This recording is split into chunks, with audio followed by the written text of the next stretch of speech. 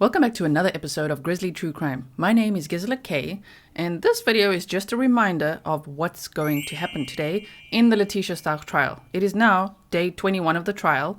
We all thought a verdict would be reached on Friday, but it wasn't reached yet. So, the jurors are going to return to the courtroom at 9 a.m. Colorado time, and they're going to continue deliberating.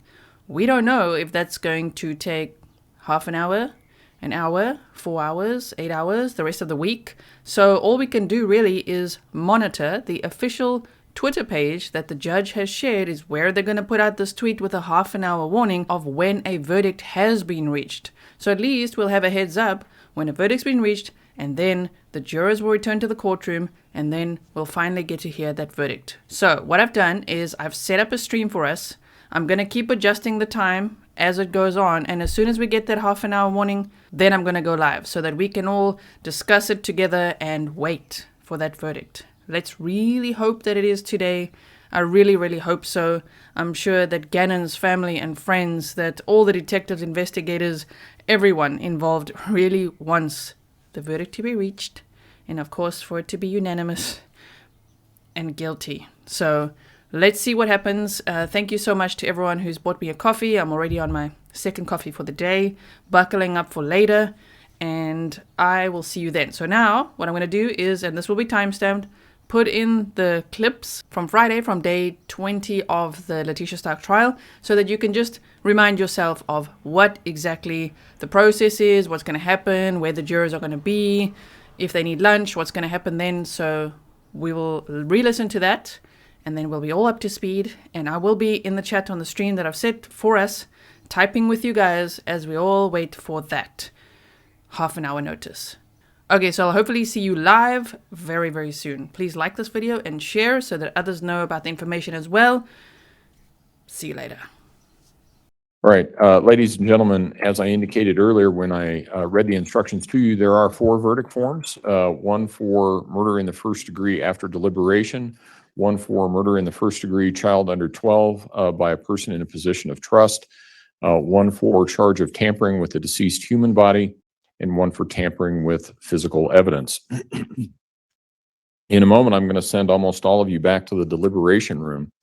And members of the jury, I want to thank you for listening so closely to the evidence in this case. Because most or all of you have not served as jurors before, I would like to give you a few pointers regarding the process of deliberation. However, unlike the instructions that I gave you, these are only suggestions, and you are free to proceed in any way you wish. First, you may wish to choose your foreperson who will preside over your deliberations. You may already have a good idea of someone that you think would be fair, a good listener, and a good discussion manager. Pick someone who is willing and able to help the discussion remain organized and respectful. Remember, however, that the foreperson's opinion has no greater value than that of any other juror.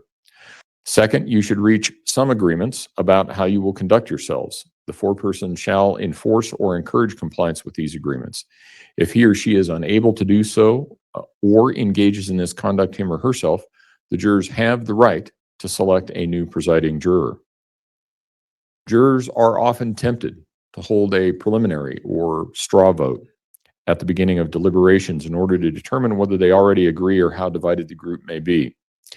I recommend against this procedure because it may cause some jurors to lock themselves into a position which they will then feel reluctant to change. Experience has also shown that such early votes frequently lead to disruptive, unnecessarily lengthy, and inefficient debate, and to ineffective decision-making. If you reach a particularly controversial or difficult point in the discussion, you may want to move to a less controversial or simpler area for discussion and return later to the more difficult issue. You may wish to consider secret ballots if the jury would feel more comfortable with this procedure.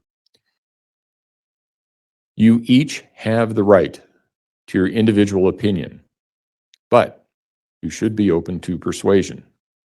It helps if you are open to the possibility that you might be wrong, or at least that you might change your mind about some issues after listening to other views. Misunderstanding can undermine your efforts. Seek clarification if you do not understand or if you think others are not talking about the same thing. The foreperson or some other juror as agreed to by the jury may wish to take notes of agreements and disagreements and, from time to time, set out the items on which you agree and those on which you have not yet reached agreement. You must deliberate as a group while you are all together. In spite of your best efforts, it is indeed possible that serious disagreements may arise. In that event, recognize and accept that getting stuck is often part of the decision-making process. It is easy to fall into the trap of believing that there is something wrong with someone who is not ready to move toward what may be an emerging decision. Such a belief, however, is not helpful. It can lead to a conflict of personalities rather than a conflict of issues. It is best to be patient with one another. Taking a break can often be helpful and lead to a satisfactory conclusion. The bailiff is available whenever you need to stretch, to calm down, to clear your minds, take a walk around the building, something of that nature. As I indicated, however, these are only suggestions, and you are free to proceed in any way you wish. When we began this process, I told you that we were going to be selecting 12 jurors plus 6 alternates. The reason why we do that is because in any case that lasts for longer than a day, if something were to happen to a juror during the process, I would have to declare a mistrial, start all over on another date at another time from the beginning with a whole new different crew. This was the first trial of any length that we've had since COVID. I have had long trials before, and I understand that things happen during trial. Sometimes people have family emergencies during trial. Sometimes people get sick.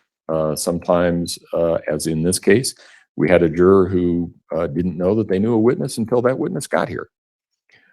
So we always try to plan for that because we don't want to have to put everybody through another trial at a different time and start all over without any potential of resolution and without any potential of getting through all of the evidence. However, the law only permits 12 people to deliberate in this case. The alternates in this case are chosen at random.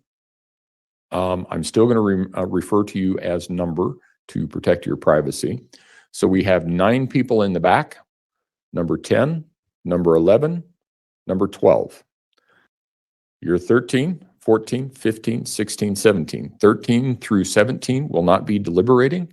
I'm going to excuse jurors 1 through 12, and Mr. Combs will take you back to the deliberation room.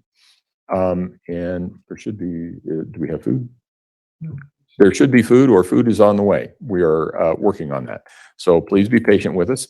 But we're going to send 12 of you back now. The other 5, please remain in the courtroom because I have further instructions for you.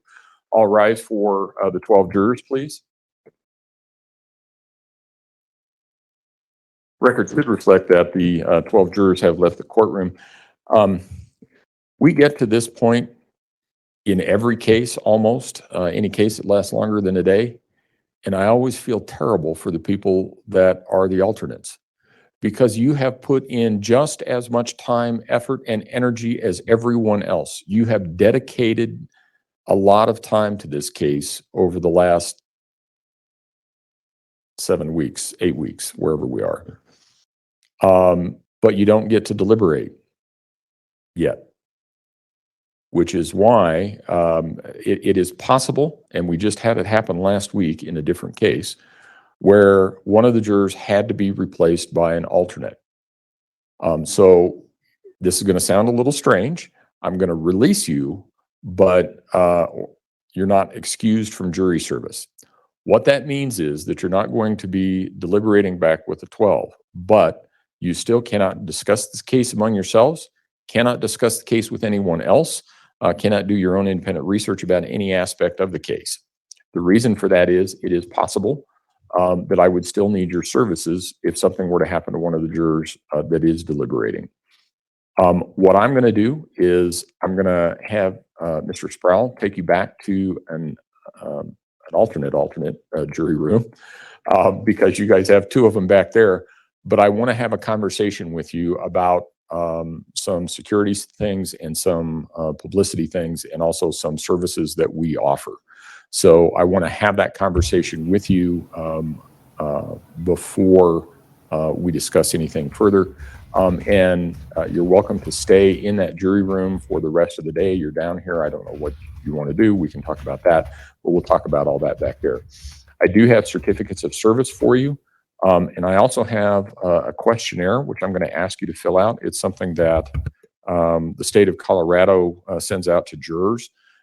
So if you would take the time to fill it out, and I'll be back to talk with you in about 10 minutes or so, I'd greatly appreciate it. All rise for the jurors, please. Record should reflect the jury has left the courtroom. I have a couple of things, some announcements, primarily an advisement, I suppose, more than anything else. First of all, I will need contact information, clean laptop, and for anyone who's listening or interested in the ultimate outcome of the process, the plan is that once I am advised that a verdict has been reached, I will be contacting Mr. McCallum and Mr. Sarche, who are the public sort of information officers for the Colorado Judicial Branch, and they will send out a tweet. I'm going to, I will not be taking a verdict until 30 minutes after it has been announced, or I'm sorry, until 30 minutes after I send that to Mr. McCallum and Mr. Sarche. So the plan is that everybody will have 30 minutes time to be able to get back in place, and then we'll take the verdict. I also want to thank the attorneys for their presentation in this case. More importantly, I want to thank the lawyers for the presentation, or for the professionalism that they have demonstrated throughout this trial. This was a long trial. It involved difficult facts. I know it was hard on the jury. I know it was hard on the families. I know it was hard on the defendant. I also know it was hard on the lawyers. This case was logistically complex. There were lots of witnesses from lots of different places. All of that had to be coordinated to get them here. There was a lot of evidence. I think I've spoken with the court reporters. We're getting a little bit better at it, but it still takes us about 20 minutes to get all of the evidence from the courtroom into the evidence room at the end of the day. And the lawyers had to review all of that, both sides. They had to figure out how each piece of evidence related to a different piece of evidence, and what witnesses related to what pieces of evidence. One side had to put all of that together, and the other side had to figure out how to defend against it. That both sides had very difficult jobs, but with the exception of one or two exceptions, at least as far as I could see, you acted professionally with each other and respected that opposing counsel had a job to do. In a case that could have been made so much worse by bad lawyer behavior, all of you rose above that. I appreciate that. From a judge perspective, it may not mean much, but from a judge perspective, I think you have put on a clinic for how cases should be tried. I've always thought professionalism among lawyers ultimately benefits the client, but I know that not everyone agrees with that. But I wanted to thank the lawyers for the presentation, because I know how difficult this case was for everybody.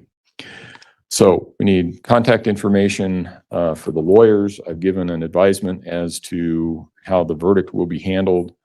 And I suppose if there are any questions, we'll take up the issue of defendant's presence during those questions, or whether she waives presence.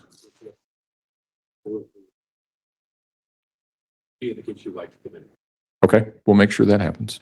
Is there anything else that we need to address at this point in time, prosecution?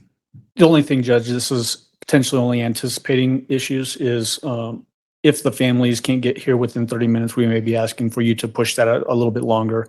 There's childcare issues and that kind of thing. And I know you'll be gracious with that. I will, and I understand that. We'll take it up if it's an issue. All right. From the defense, anything that we need to address? Okay. All right. Thank you. Court will be in recess. All rise. Oh my word.